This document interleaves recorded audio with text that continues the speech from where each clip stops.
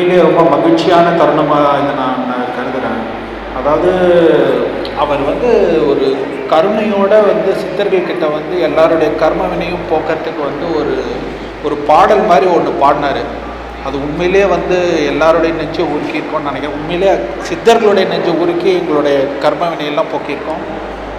இந்த நாள் வந்து உண்மையிலே வந்து ஒரு சிறந்த நாள்.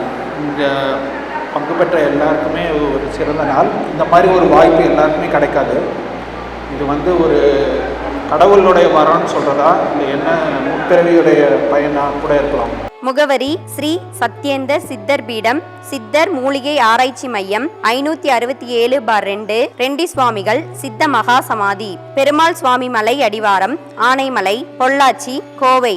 தொடர்புக்கு தொலைபேசி எண் 9344833157.